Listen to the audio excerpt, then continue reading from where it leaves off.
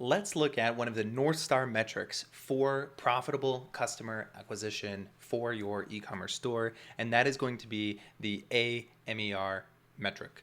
aMER or MER is the marketing efficiency ratio. So it is a direct number that corresponds to how well your marketing dollars are being deployed to produce an outcome. And in that case, the outcome we want to be is revenue or profit margin. Let's take a look directly now at an example of what the MER or aMER number can mean.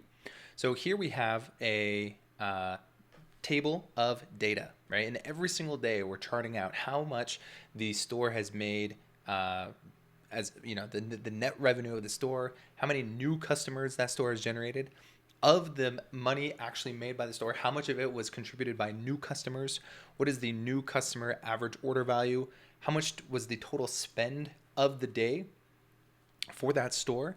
And then we get into some of these profitability metrics for your advertising. So we have MER. MER is simply going to be your total spend over your subtotal, right? Or sorry, your subtotal. So the store revenue, so the subtotal here over the total spend, right? And so subtotal is greater than total spend, and therefore we have an MER above a 1, right? So the store made $23,000 and we spent $17,000. Okay. So overall, the store had a MER of 1.3, meaning for every dollar invested, they got $1.30 back total across all of the customers, all of the orders. aMER is a measure of the efficiency of new customer acquisition relative to the advertising spend. So aMER is your new customer marketing efficiency ratio. So for this, we no longer look at just the total store revenue. We actually break it out by new customer revenue.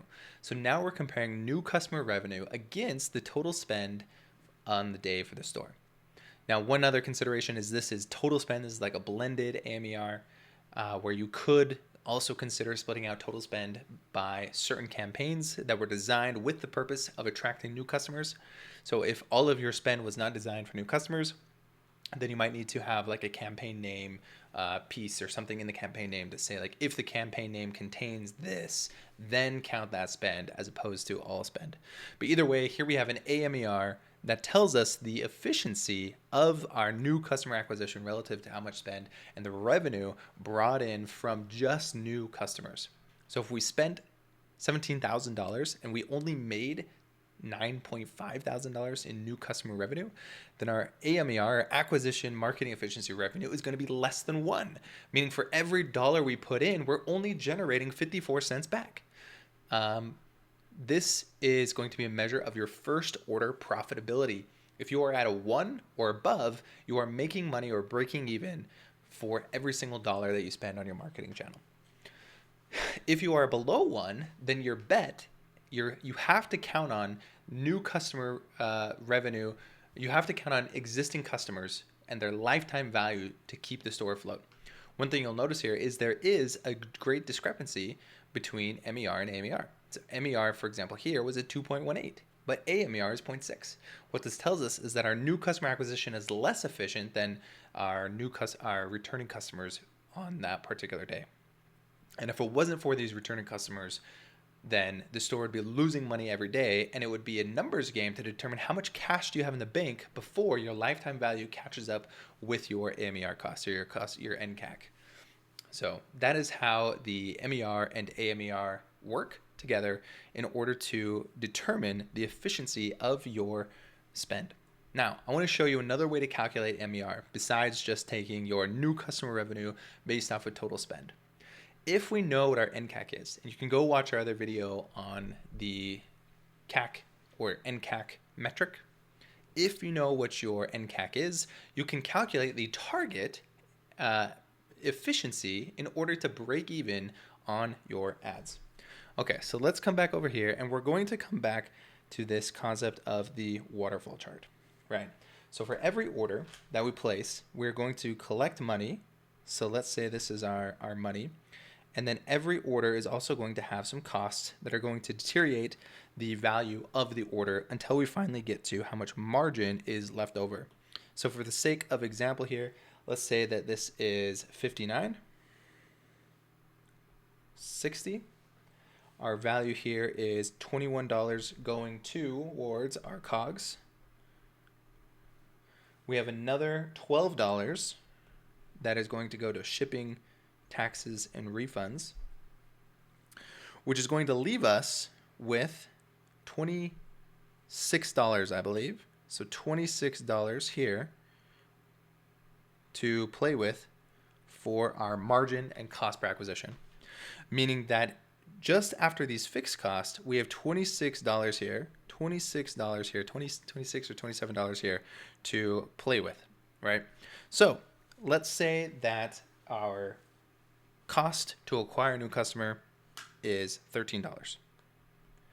If that is $13, then we really have $13 of margin left over. So this is going to be our margin right here. That is going to represent how much is left over after the initial sale or at the order value of the order minus the costs, including the CAC, and then we have our margin left over. If we want to calculate what our aMER target needs to be, our efficiency needs to be for new customer acquisition, what we can do is take our NCAC, which in this case is going to be, whoops, that's the eraser, $13. And we could say pit our $60 directly against our $13. Sorry, it's actually not the $13. It's this 26. 26 is the max amount we could spend. 26 is the max amount of dollars we could spend to be break even, right? If we were to spend all $26, then our margin would be 0. We would be break even. So 26 is the max amount of money we could spend here. So what we can do is take our first order order value. We can take this as an average across all of our orders. So we can take this, we could say 60 over the max amount we could spend in order to break even, which is $26. And if we do that math, 60 over 26, it would give us a number of 2.31, essentially. And this is now telling us how efficient we need our aMER to be in order to break even in our ads, or our ROAS needs to be in order to break even on our advertising. In this case, that would be a 2.3. So your campaign setup inside of Meta or Google or whatever, they would need to hit a 2.31 aMER in order to be profitable, given this profile of the contribution for individual orders across the store.